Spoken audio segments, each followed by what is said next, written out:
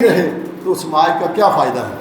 तो डॉक्टर अम्बेडकर जो है उसको समझाता है कि रमा, ये जो मैं काम कर रहा हूँ, ये जो 8 करोड़ बच्चे हैं अभी 1932 में जब 31 में सेंसस हमारी, तो बाबा साहब अपनी वाइफ को बोलते हैं कि रमा, ये आप 2-4 बच्चों की बात नहीं, तो 8 करोड़ बच्चों की माँ है। जो मैं काम कर रहा हूँ, मैं 8 करोड़, वो 8 करोड़ आई 23-24 करोड़ लोग हैं। तो बाबा साहब अपनी वाइफ को बोलते हैं कि मैं ये 4 बच्चों की नहीं, मैं आपको 8 करोड़ बच्चों की माँ बनाना चाहता हूँ। तो उसको सहारा देता है, तो फिर चुप कराता है। तो बाबा साहब इंग्लैंड में चले जाते हैं और वहाँ जाके सब कुछ होता है, हमें सब कुछ मिलता है। जो सब कुछ हमें मिलता है राउंड टेबल कॉन्फ्रेंस में, जिसको हम बड़ा लीडर बोलते हैं भारत का, मिस्टर M.K. गांधी, वही इन अधिकारों के खिलाफ मरण व्रत रखता है। जो हमें 4 चीज़ें मिली थी, एक सेपरेट इलेक्टोरेट है ना, उसमें अलग कॉन्स्टिट्यूंसी है, डबल वोट है, तो फिर एडल्ट फ्रेंचाइज के साथ साथ जो है ये एडुकेट रिप्रेजेंटेशन है। बाकी सारी रही जो सेपरेट इलेक्टोरेट था, जिसमें हमें 2 वोट का अधिकार था, वो ख़त्म हो गया। उस अधिकार खत्म होने की वजह से आज जो हमारे MLA और MP चुने जाते हैं, इसीलिए वो चापलूस हैं, इसलिए वो सरकार के साथ जुड़ जाते हैं, क्योंकि उनको चुनने में जो बाबा साहब का चुनने का जो सिस्टम था वो ये था कि हमारी सीटें जो होगी उसमें सिर्फ शेड्यूल कास्ट और शेड्यूल ट्राइब लोग वोट डालेंगे, दूसरे लोग वोट नहीं डालेंगे। अगर वही सिस्टम आज होता कि हमारा रिजर्व कॉन्स्टिट्यूंसी में सिर्फ SC ST के लोग वोट डालते हैं, हमें दूसरे लोगों की वोट की जरूरत नहीं होती, तो हमारा नुमाइंदा SC ST की बात करता। वो सेपरेट इलेक्टोरेट खत्म हुआ जॉइंट इलेक्टोरेट में, और जॉइंट इलेक्टोरेट में क्या हो गया, हमारी रिजर्व सीट तो रिजर्व है, लेकिन वोट SC ST के साथ जनरल कास्ट के लोग भी वोट डालते हैं, उनकी मेजॉरिटी हो जाती है, हमारे लोग डिवाइड हो जाते हैं। हमारा नुमाइंदा अपने लोगों को डिपेंड होने के बजाय वो कहाँ चला जाता है, वो चला जाता है उनकी झोली में। और ये सारा का सारा सत्यानाश जो है ये उनकी वजह से हुआ, जो हमें हरिजन कहते थे। हरिजन का मतलब होता है ऐसे लोग जिनका बाप हरि है, जिनका बाप भगवान है। हरिजन, हरि के औलाद। और हरिजन इतना गंदा लफ्ज़ था जिसको बाबा साहब ने जो है बड़ा विरोध किया, और फिर कांशीराम ने उसके ऊपर बहुत बड़ा काम किया। चलो बढ़ते हैं और इसको छोड़ते हैं बीच में, मैं फिर आगे आ जाता हूँ। अब बंदा पड़ गया है, बच्चे भी मर गए हैं और उसकी बीवी भी मर गई है। 1935 में बाबा साहब एक कसम लेते हैं, वो ललकारते हैं उच्च कास्टों को, देखो भाई, मैं हिंदू धर्म को छोड़ना नहीं चाहता हूँ, मैं आपको मौका दे रहा हूँ, आप अपने धर्म को सुधारो। आपके ग्रंथों में इतने अपशब्द हैं हमारे लिए जो बर्दाश्त नहीं होते हैं, इसलिए अगर आप उन ग्रंथों में कोई मॉडिफिकेशन कर लेते हो तो हमें कोई ऐसा कदम उठाने की ज़रूरत नहीं है। बाबा साहब ने 1935 में स्टेटमेंट दी, मैं हिंदू धर्म में पैदा हुआ, मैं हिंदू धर्म में मरूंगा नहीं, ये मैं प्रतिज्ञा करता हूँ। अब वहाँ के हिंदुओं को ये मौका था कि वो डॉक्टर अम्बेडकर को कन्विंस कर ले कि नहीं, आप ऐसा काम मत करो। तो उसके लिए बाबा साहब को लाहौर में बनाया गया कि आप जो कहते हैं हमें स्पीच दो। तो जब बाबा साहब लाहौर जाते हैं, वहाँ जात पात तो मंडल है, मैं थोड़ा इतिहास बता रहा हूँ, हम जन्मदिन क्यों मनाते हैं। तो वहाँ बाबा साहब ने ये एक स्पीच लिखी, वो स्पीच बाद में एनिमेशन ऑफ कास्ट की किताब में लिखी गई। तो स्पीच वहाँ बाबा साहब ने जब भेजी, वहाँ पे मैंने ये बोलना है, वहाँ के हिंदुओं ने ये कहा, बाबा साहब ये 2-3 लाइनें काट दो, बाकी आपकी स्पीच ठीक है। उसने कौन सी? तो बाबा साहब ने कहा, आपने गीता के खिलाफ लिखा है, आपने जो है रामायण के खिलाफ लिखा है, आपने मनुस्मृति के खिलाफ लिखा है, आपने वेदों के खिलाफ लिखा है। तो बाबा साहब ने उनको कहा, अगर मैं वेदों को ठीक मानता, अगर मैं रामायण को ठीक मानता, अगर मैं गीता को ठीक मानता, तो मुझे हिंदू धर्म छोड़ने की ज़रूरत क्या है? तो आप इसमें तब्दीली लाए ना। तो उन्होंने कहा, नहीं, आप ऐसी स्पीच नहीं दे सकते। तो बाबा साहब ने कहा, एक काम करता हूँ, मैं अपनी स्पीच में लाइन तो दूर की बात है, मैं कामा और फुल स्टॉप भी चेंज नहीं करूँगा। आपने मुझे बोलने देना है तो बोलने दो, ये मैं वहाँ स्पीच को चेंज नहीं करूँगा। जब वो नहीं चेंज की गई, बाबा साहब ने उसी स्पीच को प्रिंट करवाया प्रिंट करवाने के बाद कांशीराम ने इसको पढ़ा और हमें बाबा साहब के बारे में जानकारी मिली। मुझे उम्मीद है सारे लोग एनिमेशन ऑफ कास्ट को पढ़ेंगे। इसमें कास्ट क्या क्या करती है, कास्ट की उत्पत्ति कैसे हुई है, कास्ट को ख़त्म कैसे किया जाता है, वो इसके ऊपर बाबा साहब ने डिटेल में विद एग्जाम्पल उसने दी है। और इसमें एक लफ्ज़ है, ये ऑनलाइन चल रहा है, ये पूरी वर्ल्ड देख रहा है। मुझे संसार जी कह रहे थे यहाँ सोच समझ के बोलना। इस किताब में लिखा है कि कास्ट को अगर आपको ख़त्म करना है तो डायनामाइट लगाना पड़ेगा। अब कास्ट नज़र तो आती नहीं है, हम सारे जाति पाति बैठे हैं, अगर डायनामाइट लगाएंगे तो सारे मर जाएंगे। तो इसलिए बाबा साहब ने कहा कास्ट एक आइडियोलॉजी है, इसको अगर आपको ख़त्म करना है तो ग्रंथों को ख़त्म करना होगा जो जिन ग्रंथों में हमारे खिलाफ लिखा हुआ है। तो लिखने वाला बंदा है, बंदे ने हमारे खिलाफ लिखा हुआ है। ये बाबा साहब ऑन रिकॉर्ड इस किताब में कहते हैं कि इस चीज़ को आप डायनामाइट से ख़त्म कर सकते हो। जैसे आपको पहाड़ी में कोई ब्लास्ट करना होता है, कोई सुरंग जो है बनानी होती है, तो ब्लास्ट करके पहाड़ों को गिराया जाता है, पत्थरों को तोड़ा जाता है। तो इसको ऐसे तोड़ना है। आप कास्ट को तो तोड़ नहीं सकते थे। फिर बाबा साहब ने जो 1935 में कहा था, फिर बाबा साहब ने 1956 में पूरा किया कि ए हिंदुओं, आप जात पात को खत्म नहीं कर सकते, क्योंकि आप अपने ग्रंथों में सुधार नहीं लाना चाहते, इसलिए हमारे पास कोई ऑप्शन नहीं है। अब हम अपने पुराने दम में जाते हैं।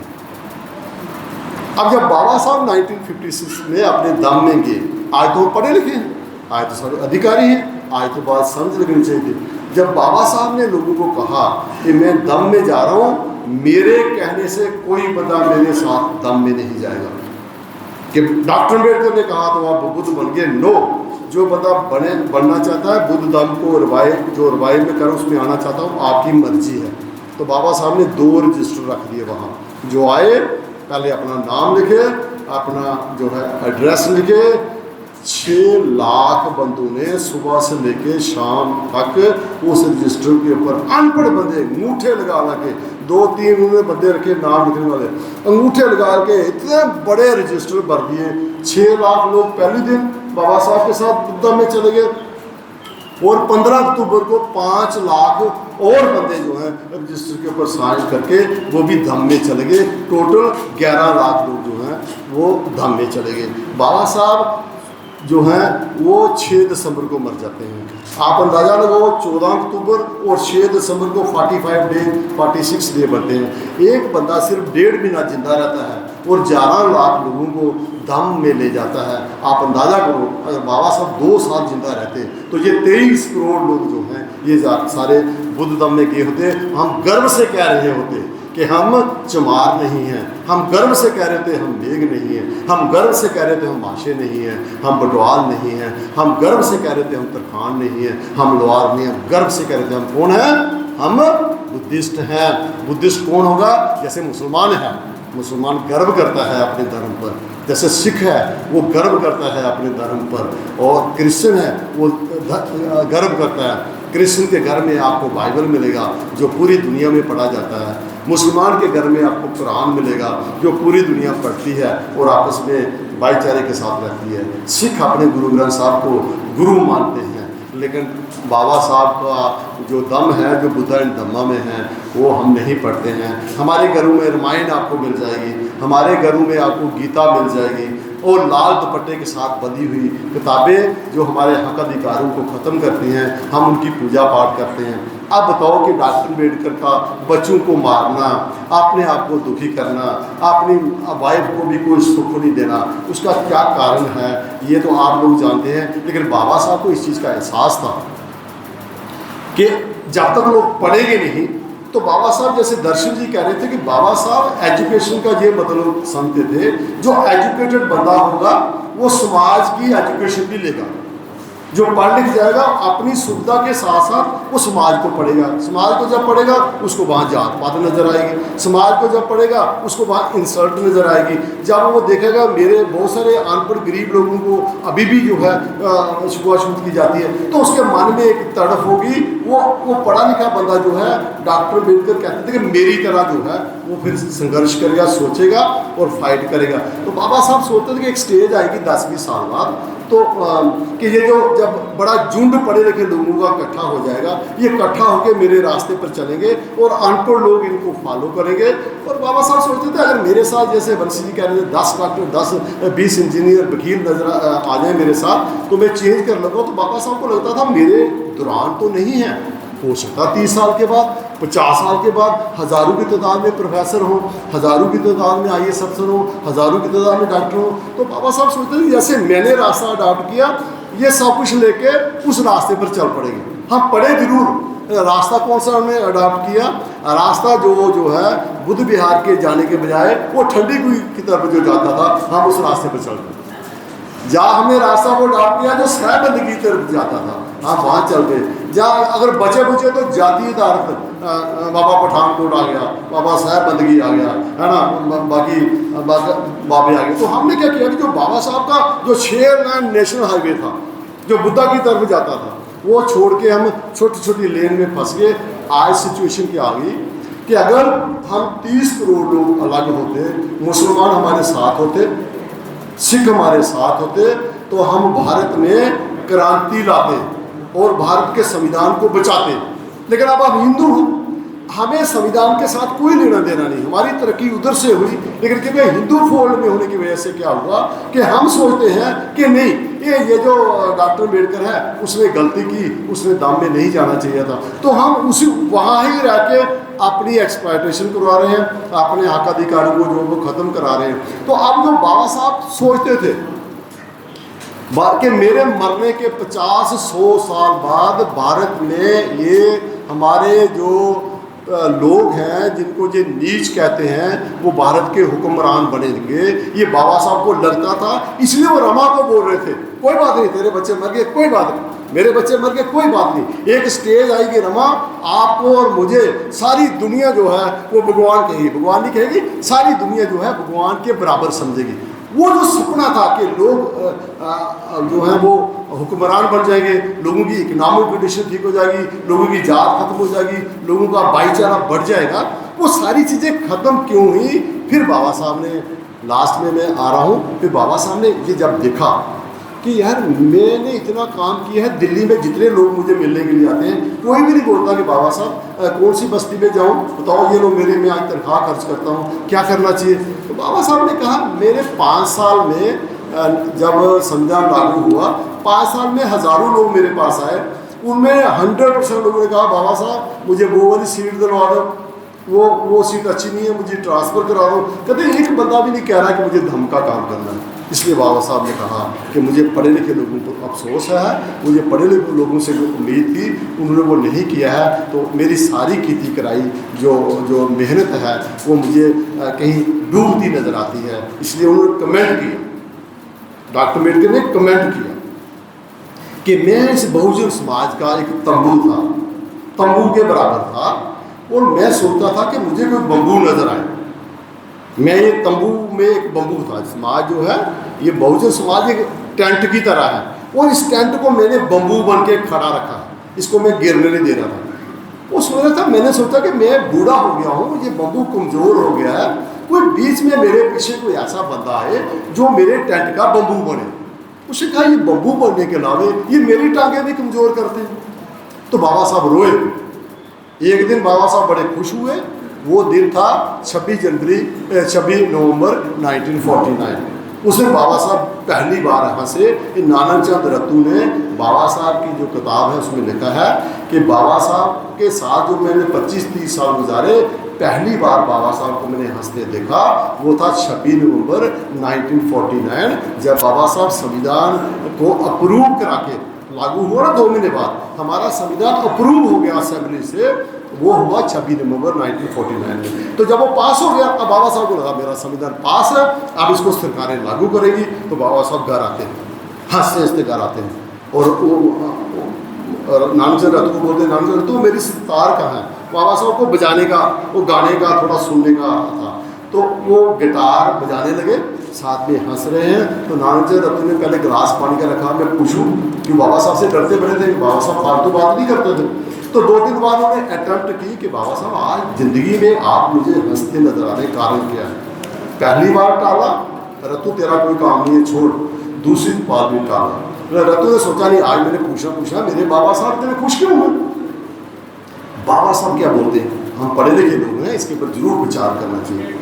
बाबा साहब कहते हैं, नामचंद रतु, आज मैंने जो संविधान अप्रूव कराया है, इससे 33 करोड़ देवी देवताओं की नस्बती होगी।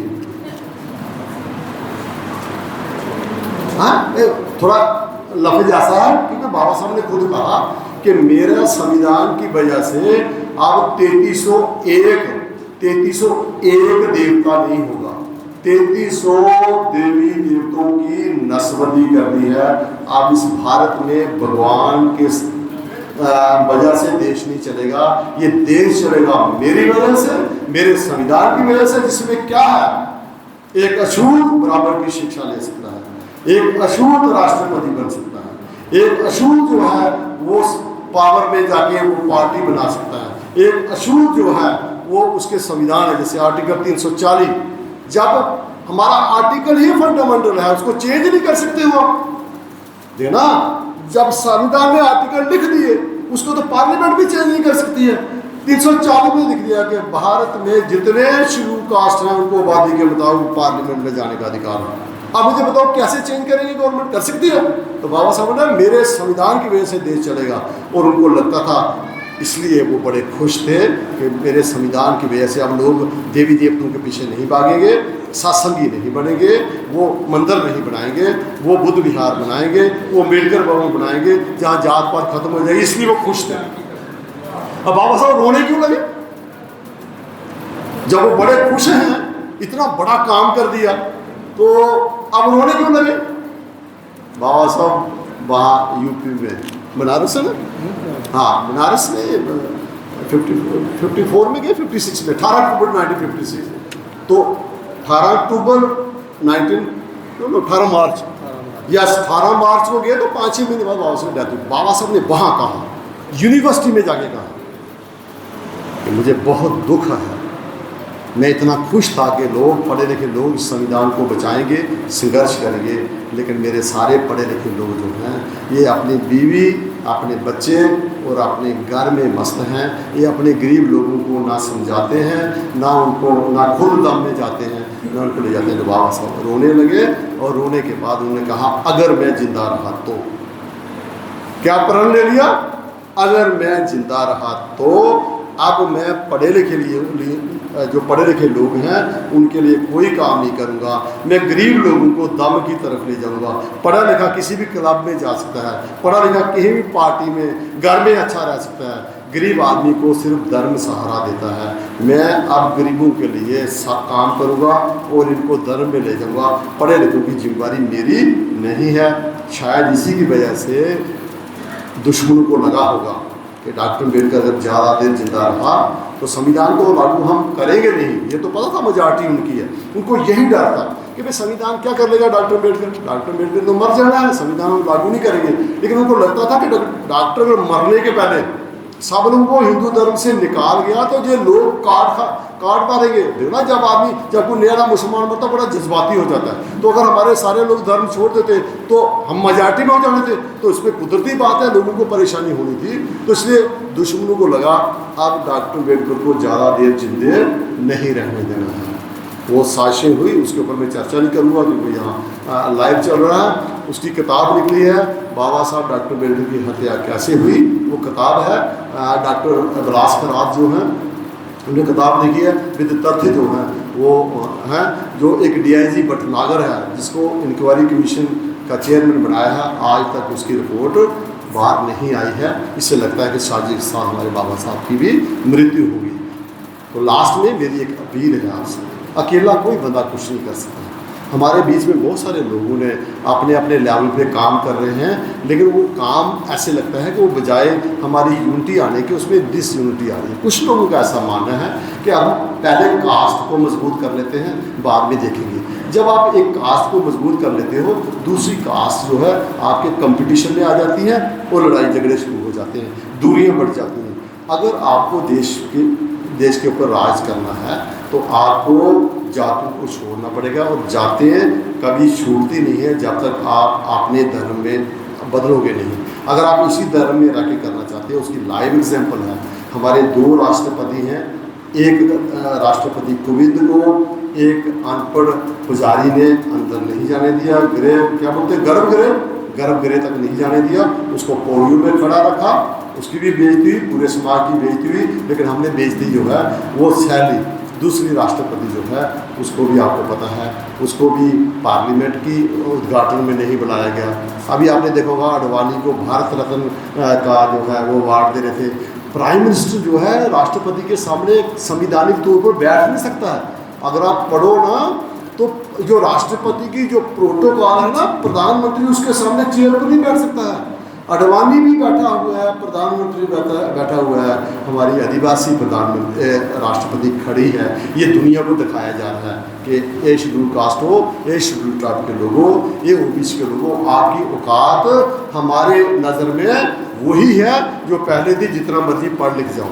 तो इसलिए जो हमारे साथी काम तो बहुत कर रहे हैं, अब उनका कसूर भी कोई नहीं है। बेसिकली अगर डॉक्टर अम्बेडकर को नहीं पढ़ोगे तो फिर जात ही मजबूत होगी। तो इसलिए सब लोगों से मेरी गुजारिश है, बुद्ध एंड धम्मा बुक है, उसको आपको धर्म भी नज़र आएगा, उसको आपको जो है संघर्ष भी नज़र आएगा, उसको आपको पॉलिटिकल सत्ता भी नज़र आएगी, आपको रूहानियत भी नज़र आएगी, आपको सारी चीज़ें नज़र आती हैं। फिर आपकी पहचान भी बनेगी। आपको पहचान बनाना बड़ा ज़रूरी है। हिंदू धर्म में हमारी चीफ मिनिस्टर साहब हमारी पहचान क्यों नहीं है?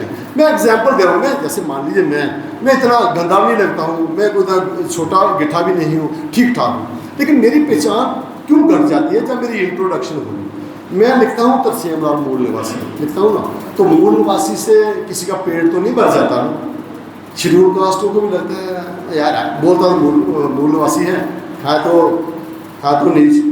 ब्राह्मणों को भी लगता है अच्छा मूल निवासी तो है यार, जात केड़ी है जो तू जात दसो ना, तो ये मूल निवासी कन्ना वो डरते ना, तो कोई लगता कि यार है तो हिंदू ना, भावें तो जो मर्जी कास्ट हो। तो जो हिंदुओं से आपकी कास्ट बतानी पड़ती है तो हमारा जो स्पुंजा का सीना है वो 6 इंच रह जाता है। लेकिन मुसलमान गरीब होकर भी, दिहाड़ी वाला मुसलमान भी, और पता कौन होता है, कहता मैं मुसलमान हूँ, बस उसको दूसरा क्वेश्चन कोई नहीं बंदा पूछता, कौन सा मुसलमान है, नीच मुसलमान है, कौन सा मुसलमान है, वो बाद की बात है, लेकिन वो बोलता है मैं मुसलमान हूँ। ऐसे सिख भी बोलते हैं। हमारी इंट्रोडक्शन ही जो है उसी में हमारी इज्जत मान चली जाती है। आप इसको जबर एट ए टाइम तो हो नहीं सकता है। अब हम कैसे करें? जैसे हमने यहाँ पे एक बुद्ध विहार का निर्माण किया। अब बुद्ध विहार के निर्माण में और मंदिर के निर्माण में फ़र्क क्या है? सीधा साधा फ़र्क है कि बुद्ध विहार में आपको अपना इतिहास बताना है। हमारा इतिहास 2600 साल पहले जब बुद्ध का जन्म हुआ तब स्टार्ट हुआ। उसके पहले भी बुद्ध हुए, उनका रिटर्न में ज़्यादा नहीं है। पहला बंदा है जानो बंसराज जी, जो मेरा टाइम भी ले लिया ना इन्होंने, इसलिए इनको 5 मिनट को दास ये उल्टा बोल रहे हैं, मेरा टाइम इन्होंने ले लिया। अच्छा तो बात 5 मिनट में जल्दी मुकाओ। तो बाबा साहब ने 3 गुरु बनाए। कारण बताया, बुद्ध को गुरु इसलिए माना, बुद्ध दुनिया का पहला बंदा जिसने वर्ण व्यवस्था को ख़त्म किया और सारे लोग बराबर हुए। कबीर साहब को गुरु इसलिए बनाया कि बुद्ध की रेवोल्यूशन को अपर कास्ट जो मनुवादी लोग हैं उनके बदल के दोबारा जात पात में बदला था।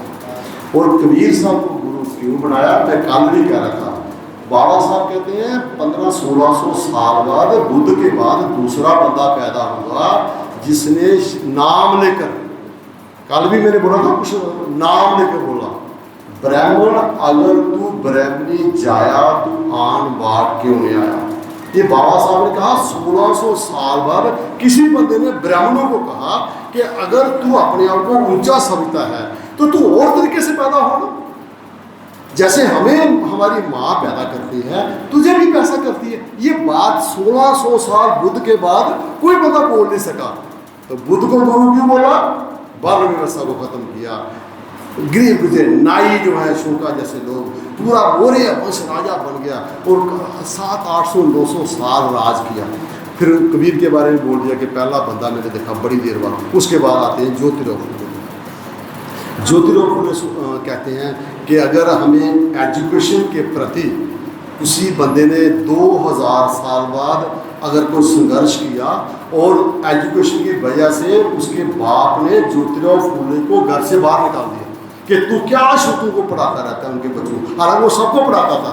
तो बाबा साहब कहते हैं कि एजुकेशन की खातर ज्योतिराव फूले ने अपने आप को बरादरी से, बाप से जो है वो जंग लड़ी और घर से बाहर निकाला। तो बाबा साहब भगवान की तलाश में नहीं है कि बुद्ध ने भगवान को ढूंढा, नो, कबीर ने भगवान की बात की, स्वर्ग में लो, ज्योतिराव। तो बाबा साहब गुरु उनको बुला रहे जिन्होंने समाज में जो त्रुटियां हैं, वर्ण व्यवस्था त्रुटि है उसको खत्म किया, जात पात खत्म है, त्रुटि है उसको खत्म किया, और जो एजुकेशन है वो इम्पॉर्टेंट है। तो बाबा साहब इनको अपना गुरु बना रहे हैं। हम किनको गुरु बनाते हैं? हम कभी भी अपने गुरुओं की क्वालिफिकेशन नहीं देखते हैं, कभी भी उनका संघर्ष नहीं देखते हैं, क्योंकि हम जो है जब आत्मा परमात्मा के चक्कर में पड़ जाते हैं तो उसमें स्वर्ग नरक आ जाता है। सारे लोग ही स्वर्ग में जाना चाहते हैं, लेकिन स्वर्ग में पॉसिबल नहीं है, वहाँ भी शॉर्टेज है। वहाँ भी वही लोग जाएंगे जो अच्छे काम करेंगे, और वहाँ नहीं जाएंगे वो इस धरती पर ही आपको नजर आते हैं। जो लोग अच्छे काम करते हैं उनकी जहाँ भी इज्जत है, जो लोग जहाँ अच्छे काम नहीं करते उनकी जहाँ भी इज्जत नहीं है। तो ये फ़र्क है। मैं अपनी बात को ख़त्म करता हूँ। मुझे उम्मीद है कि ये जो बुद्ध विहार का हम निर्माण करें, अपने साथी भी, अगर आपने बुद्ध विहार नहीं बनाए हैं, मंदिरों को कन्वर्ट करो। उन मंदिरों में जो है बजाय वो उन लोगों की बात हो जिन्होंने ज़्यादा काम नहीं किया, वहाँ सारे संतों को रखो, वहाँ साझी बाणी गाओ, वहाँ जो हमारे ग्रंथों में जो अंधविश्वास की बातें लिखी हुई है, हमारे बुजुर्गों की अंधविश्वास बातें लिखी हुई है, उनकी हम चर्चा ना करें। पढ़े लिखे लोग रिसर्च करके वहाँ आए, वहाँ बोले, फिर जाके जो है हम इस देश के ऊपर जब धम में जाएंगे, जात पर खत्म होगी, फिर हम राज कर पाएंगे। उसमें फिर जब हमारे लोग वहाँ संसद में जाएंगे, वो धम को भी बचाएंगे, वो संविधान को बचाएंगे। मैंने आपका ज़्यादा वक्त ले लिया है, फिर भी जितने लोग दूर दूर से आए, हीरा नगर से मैं देख रहा हूँ जगराल साहब जो हैं, उनके बेटा जो IAS है, उनको इलेक्शन की वजह से केरला जाना पड़ गया। उनकी बहू वो भी IAS है, उसकी भी इलेक्शन ड्यूटी लगी, तो वो फैमिली की वजह से आ नहीं पाए।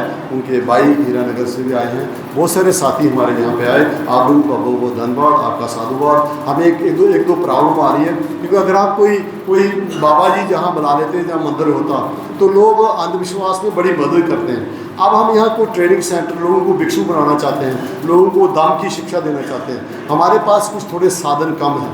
अभी हमें इमीडिएटली 2 बाथरूम की बड़ी ज़रूरत है। हमें पहले भी हमारे बहुत सारे साथियों ने मदद की है। मुझे उम्मीद है कि इतनी यथाशक्ति आपके पास है, आप थोड़ी थोड़ी हमारी मदद करेंगे, ताकि अगले साल जब आएँ तो आज मैं देख रहा हूँ लोग बाथरूम में जाने लाइन लगी है, हमारे पास फैसिलिटी नहीं है। थोड़ा बहुत जितना कंट्रीब्यूट आप कर सकते हो आप हम करें। हम एक क्रांति का जो है जो लोग जहाँ से जगा रहे हैं, आप उसका साथ देंगे, आप उसका हिस्सा बनेंगे। परमानेंट हमने नहीं रहना चाहिए। सारे हमें फ्रंट वाले सारे बूढ़े हैं, 2-4 साल 5 साल के बाद चले जाएंगे, लेकिन नाम उन्हीं लोगों को होगा जो अच्छा काम करेंगे। आपने मुझे बोलने का मौका दिया, खासकर मेरे प्रधान ने बर्दाश्त किया है, बर्दाश्त कम करते हैं, इनका भी बहुत बहुत धन्यवाद। सब लोग यहाँ पे आए, अगले साल भी आप ऐसा आएंगे। शुक्रिया। नमो बुद्धाय। जय हिंद।